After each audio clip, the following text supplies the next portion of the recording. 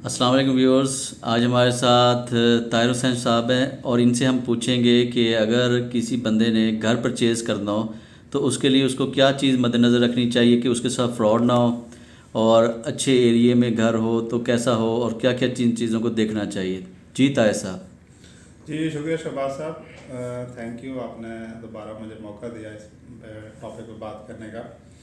शहबाज साहब, इस पे सबसे पहले जो है सर, घर परचेज़ करने के हवाले से कहाँ परचेज़ करना चाहिए वो तो हर बंदे की अपनी पसंद होती है, लोकेशन पे डिपेंड कर रहा होता है कि कैसी लोकेशन है, तो उस बिहाफ पे बंदा परचेज़ कर रहा होता है। जो मेजर चीज़ें हैं ना, मैं उस पर डिस्कस करूँगा कि हमने घर कोई परचेज़ करना है, अपनी प्रॉपर्टी परचेज़ करनी है, तो उस हवाले से हमें किन किन चीज़ों का ख्याल रखना है कि हमारी जो परचेजिंग प्रॉपर्टी है वो सिक्योर हो और हमारी जो इन्वेस्टमेंट है जिस पे घर परचेज करने के लिए 20 साल, 15 साल, 10 साल की कमाई सेविंग होती है, जो लगी पड़ी होती है, वो हमारी प्रॉपर इन्वेस्टमेंट जो है ना वो सेव रहे। तो उसमें शहबाज साहब सबसे पहले ये चीज़ का ख्याल रखना है हमने कि जो है, जो हम घर परचेज, कोई बंदा आपसे कह रहा है मैं घर फॉर सेल है मेरा, तो उस घर का बंदे से डिस्कस करना है कि जो आपके पास डॉक्यूमेंट्स हैं इसके, उसकी रजिस्ट्री हुई होगी उसकी घर के हवाले से, तो उस रजिस्ट्री को हमने पहले चेक करना है कि आया जो बंदा ये मकान सेल कर रहा है घर उसी के नाम है या किसी और पर्सन के नाम है। तो उससे हमने फर्द बाय रिकॉर्ड मांग लेते हैं और नकल इंतकाल मांग लेते हैं। ये डॉक्यूमेंट्स होते हैं जो इम्पोर्टेंट डॉक्यूमेंट्स होते हैं, ताकि हम ओरिजिनल पर्सन से, ओरिजिनल मालिक से जो है ना अपनी डील बना सकें। हाँ, अगर कोई बीच में बंदा इन्वॉल्व भी है, कोई डीलर इन्वॉल्व है, कोई दूसरा बंदा इन्वॉल्व है, तो उसे हम कह सकते हैं कि जी हमें डॉक्यूमेंट्स दे, उस पर्सन से भी मिलवा दे जिस बंदे की ये ज़मीन या घर है। तो सेकंड नंबर पे जब हम रजिस्ट्री करवा रहे थे, कुछ मिस्टेक्स आ रही होती है, चीज़ों को लाइट ले लेते हैं कि यार एतमाद के ऊपर आ जाता है कि जी इनका जो है ना बात हो गई है, तो गोलमोल जो है ना तहरीर हो जाती है। तो सबसे पहले हमने ये देखना है कि जो बंदा घर बेच रहा है उसके रजिस्ट्री के डॉक्यूमेंट देखेंगे, और सेकंड उसका ये भी देखें जो घर है वो उसका नक्शा अप्रूव हुआ है टीएमए से या कॉरपोरेशन से, नहीं हुआ हुआ। अगर हुआ हुआ है तो वेल एंड गुड, अच्छी बात है, और अगर नहीं हुआ हुआ तो उसके चार्जेस होते हैं। जब रजिस्ट्री आप करवा रहे हैं तो आपने नक्शा पास के चार्जेस पेड करने हैं। तो उस बंदे से हमने तय कर लेना कि जिस बंदे का घर है या तो नक्शा पास करवाए या उस वक्त जो चार्जेस होंगे वो खुद पे करेगा उसके।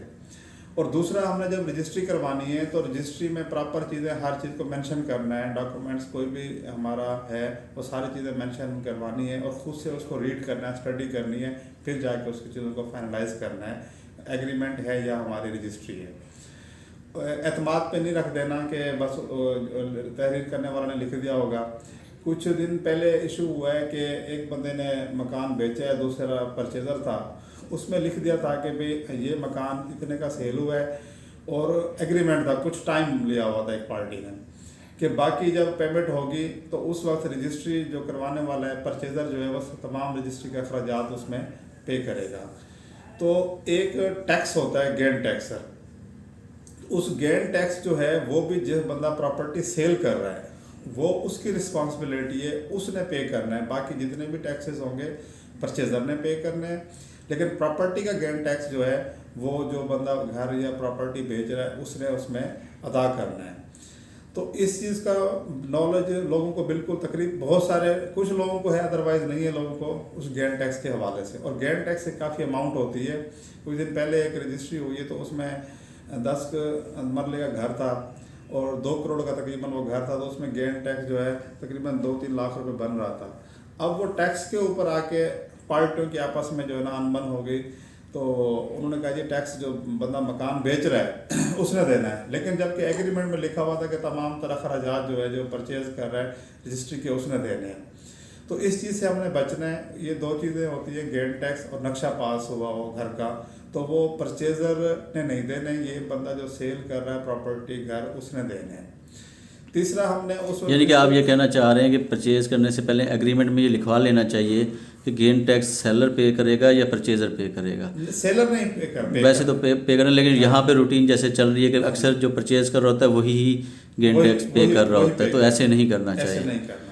ठीक है। सेकेंडली जो है उसमें हमने जो घर है उसका नक्शा नजरी होता है, बैक साइड में बनता है, उसको हमने प्रॉपर जो है उसमें मेंशन करना है कि हमारे घर के राइट साइड पे किसी का घर है, प्लॉट है, गली है, फ्रंट पे किसी और का घर है या प्लॉट है, ये साइड सारी हमने अपने घर को सिक्योर, अगर हम ये सारी चीज़ों को मद्देनज़र रखेंगे तो हमारी जो प्रॉपर्टी है वो सिक्योर होगी। तो ये कुछ चीज़ें हैं जो मेरे जहन में सर आ रही थी। मज़ीद हम फिर भी आप एक वो फ़र्द के बारे में बता रहे थे कि फ़र्द कौन सी लेनी चाहिए। फर्द का रिकॉर्ड पहले देखने चाहिए, उस पर लिखा पड़ा होता है घर पे किसी किस्म का कोई बैंक से कर्जा तो नहीं लिया हुआ। और फ़र्द बराए एग्रीमेंट की हम निकलवा लेते हैं, जब एग्रीमेंट करते हैं तो वो फ़र्द बराए एग्रीमेंट ये ना ऑलरेडी भी किसी के साथ एग्रीमेंट करके बंदा बैठा हो। तो इन चीज़ों का हमने ख्याल करना है। बयान के वक्त तो फिर फ़र्द बराए बयान निकलेगी तो ही बयान का प्रोसेस स्टार्ट होगा। तो जब परचेज़ करने वाले ने रजिस्ट्री अपने नाम करवा ली तो उसके बाद कौन सी आप फ़र्द बता रहे थे कि फ़र्द बराए इंतकाल हमने लेनी है। तो जब हम रजिस्ट्री करवा लेंगे कुछ दिन के बाद जाके इंतकाल मुंतकली की फ़र्द होती है कि वाकई प्रॉपर्टी जो हमने परचेज़ किया है इसका इंतकाल हमारा नाम मुंतकिल हुआ है कि नहीं हुआ। तो वो फ़र्द बराए इंतकाल आप जब घर को परचेज़ कर लेंगे, रजिस्ट्री करा लेंगे, तो अपने करीबी अराजी सेंटर पे जहाँ पे आपका रिकॉर्ड जाता है रजिस्ट्री का, वहाँ से फ़र्द बराए इंतकाल भी हमने ले लेनी होती है ताकि हमारी प्रॉपर्टी हमारा नाम प्रॉपर इंतकाल हो चुकी है और ये हमारे पास प्रूफ आ जाता है इसका। तो जहाँ पे अगर कंप्यूटराइज ज़मीन नहीं हुई तो वो फिर पटवारी फिर वो पटवार खाने में जाएंगे, पटवारी साहब से जो है ना उनसे आपको रिकॉर्ड मिलेगा, मैनुअल रिकॉर्ड है वहाँ पे सर, तो वो बिल्कुल वहाँ से मिल जाता है। ठीक हो गया।